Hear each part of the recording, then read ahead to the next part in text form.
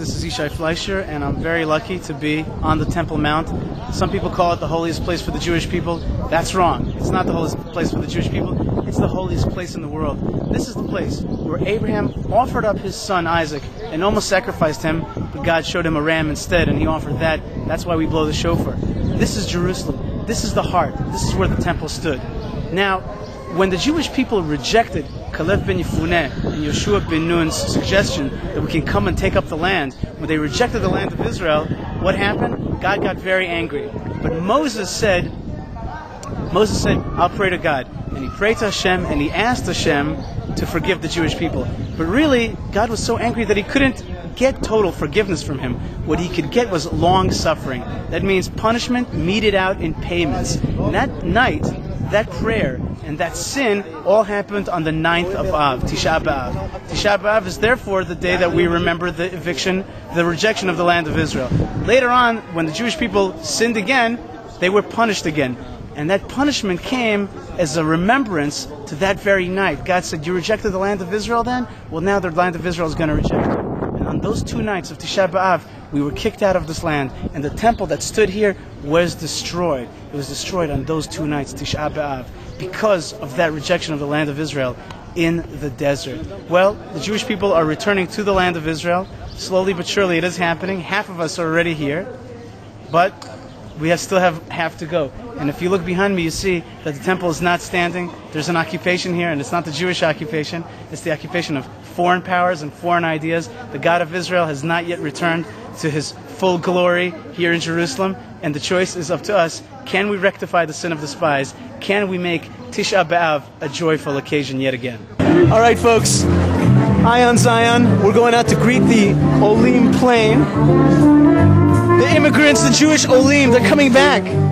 And as we talked about, the issue is this the rectification of the sin of the spies? Is this what's going to turn Tisha B'Av into a day of joy instead of a day of sadness? That's the issue. There they are. These are the people that are coming to greet the new immigrants, the Jews that are coming home. They're not immigrants. They're home. They were immigrants over there. Here they're in the right place. Let's keep going.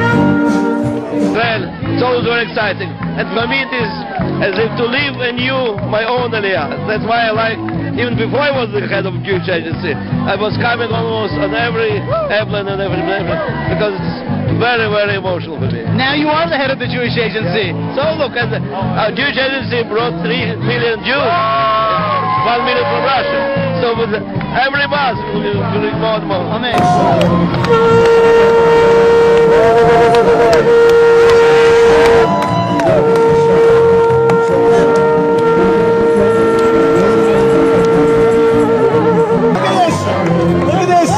Used to be American, baby. Now he's Israeli. Welcome to Israel.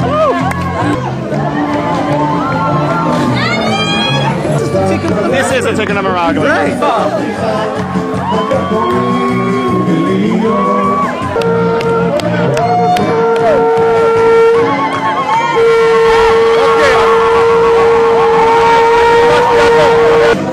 When I blow the shofar, I have to focus on opening up the heavens so that the Jewish people will wake up and come home, that God will open their hearts to come home to Eretz Yisrael.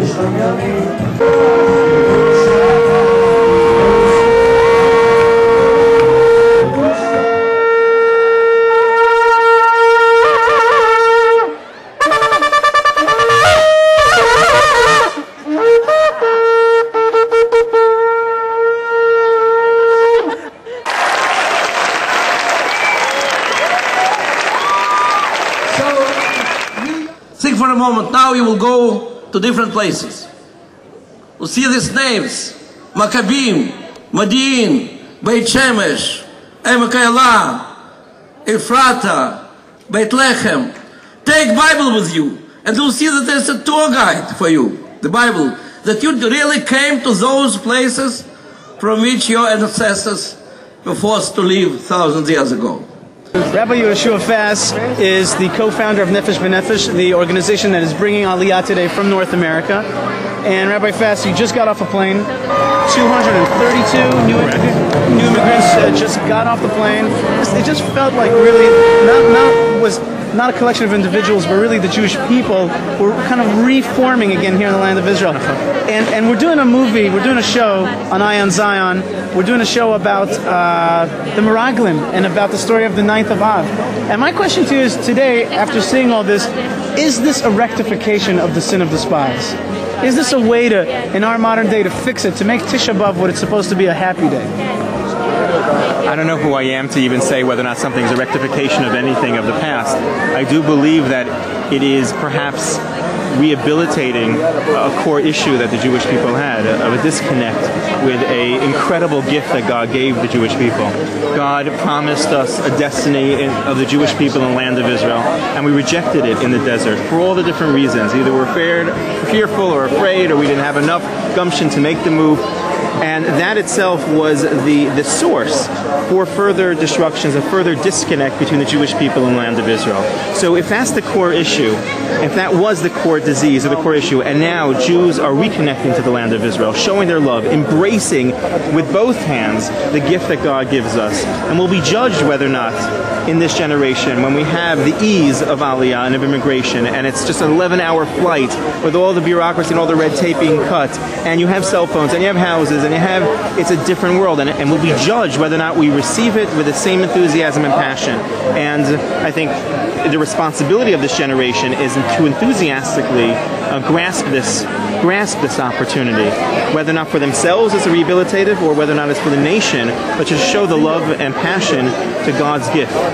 So what I understand from you is that, in a sense, that challenge is being reissued again. It's either like it's being handed to you. You're either not. If you're not going to take it, you're going to get in trouble. But if you take it, I'm not getting into punitive issues here, but you're onto something. It's very rare to find another time in history that the gift of the land of Israel has been given to the Jewish people on a silver platter. And with the ease of the ability to do it, with the challenges, obviously, let's not sugarcoat the challenges of moving and immigrating to a different country. Right. But historically, there's never been this kind of equal parallel chance. Well, Rabbi, it was incredibly moving yet again today. Which number flight is this? 37. 37. It didn't. Doesn't feel like it. It doesn't get old. No lack. Really awesome. So thank you very much. Pleasure. Thank you so much. We're at the tomb of Rachel, the matriarch Rachel, and we're here because Rachel, as we learn in Jeremiah 31, refuses to be consoled. She continuously cries because her children aren't home. That's what Tisha B'Av is about. Tisha B'Av, the 9th of Av, is about the fact that the Jewish people rejected the land of Israel, and they were subsequently exiled from the land of Israel. Rachel, she is alone. She's not buried with the rest of the matriarchs and the patriarchs. She stands alone, crying eternally to God, saying, "When will my children return home?" That's exactly what Tisha B'Av is about, the 9th of Av. It's a sad day because the Jewish people are exiled. However, Rav Tzadok Miloblin teaches us that from the 9th of Av till the 15th of Av till Tu B'Av, one day will be a tremendous festival when all the Jewish people will be returned to the land of Israel. It will be a festival of the temple, a Yom Simcha, a joyous day, a joyous occasion, a joyous festival when we will all be reunited under God's great umbrella, under God's great blessing, and then finally Rachel will stop crying.